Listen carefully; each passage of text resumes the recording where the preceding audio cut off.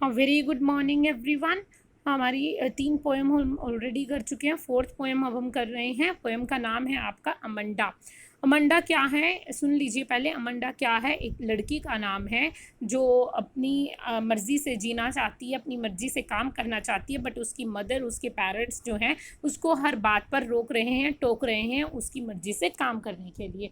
Every child feels that she or he is controlled and instructed not to do one thing or another. हर एक बच्चे को लगता है कि उसको इंस्ट्रक्शन दी जाती है कुछ काम करने या ना करने के लिए।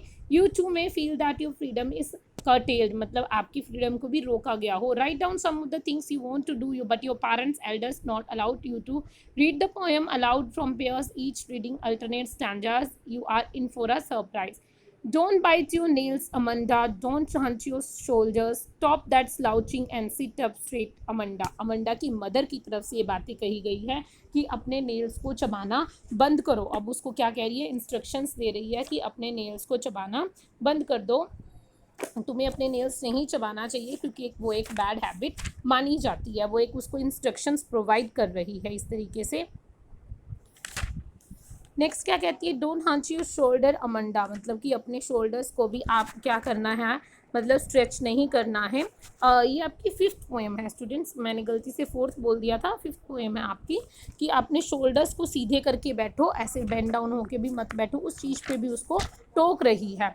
Stop that slouching and sit up straight, मतलब कि उसको कह रही है कि स्लाउचिंग मत करो और सीधी बैठी रहो। ठीक है, उसको क्या कह रही है कि अब सीधी बैठी रहो। जो अमंडा है उसकी बात को नहीं सुन रही है, वो अपनी मिस्टेक्स को करेक्ट नहीं कर रही है।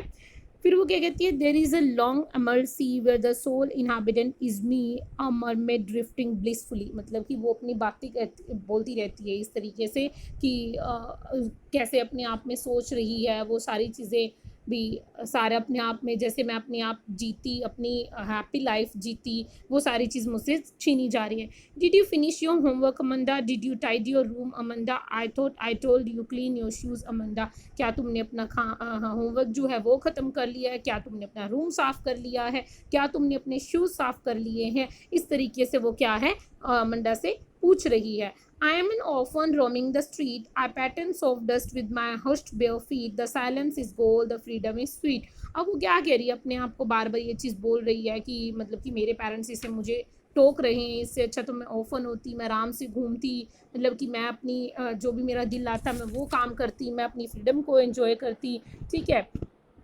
स्टिल प्लेस होता, पीसफुल होता, इस तरीके से बार बार वहाँ पर टोका टोकी नहीं करती। Don't eat that chocolate Amanda, remember your acne Amanda, will you please look at me, I am speaking to you Amanda. मतलब क्या कहती है वो कि मतलब चॉकलेट मत खाओ ज़्यादा, तुम्हारे जो वो है एक्ने हैं, मतलब कि आप पिंपल्स हैं या फिर तुम्हारे दांत में दर्द हो जाएगा, मतलब मेरी तरफ देखो, मैं तुमसे बात कर रही हूँ और तुम मेरी बात का जवाब क्यों नहीं दे रही हो। अब क्या होता है? आम रिपुल्जन, अब वो अपने आप करती है हर सेल्फ टू बी रिपुल्जन। अब मतलब एक फेरी टेल की गर्ल अपने आप को समझती है और वो लगती है कि मैं locked in, I have not a care life in a tower in tranquil and I will certainly never let down my bright hair. मतलब कि वो क्या करती है कि मैं एक रिपुल्जन होती तो मैं अपने हेयर्स को कभी गिरने ना देती, मैं टावर्स पर कभी भी चढ़ जाती। Amanda feels that life is locked up tower would be better, मतलब कि उसको लगता है कि लॉक्ड अप टावर में एक लाइफ बेटर होगी, बिकॉज उसको ये लगता है कि हर चीज़ में उसको शांति चाहिए, उसको बार बार टोका टोकी कोई ना करे। Stop that sulking at once Amanda, you are always so moody Amanda, anyone would think that I have nagged at you. मतलब कि सबको ये लगेगा कि मैं कोई हरेसमेंट कर रही हूँ, मैं कोई ज़बरदस्ती कर रही हूँ तुम्हारे ऊपर, मतलब कि तुम मतलब कि क्यों ऐसी चीज़ें करते हो। Stop that sulking at once, strictly उसको बोलती है कि बिहेव प्रॉपरली करो। ठीक है, इस तरीके से मुंह सुझाकर मुंह फुलाकर मत बैठे रहो, मतलब कि एक वो बाहरी दुनिया की फ्रीडम चाहती है और उसकी मदर उसको किस तरीके से रोक रही है, उसको बार बार हर एक छोटी छोटी चीज़ों पर उसको टोक रही है। तो आपकी 5th पोएम है। 4th पोएम हम इसके बाद कर लेंगे। टोटल 4 पोएम आपकी कंप्लीट हो चुकी है।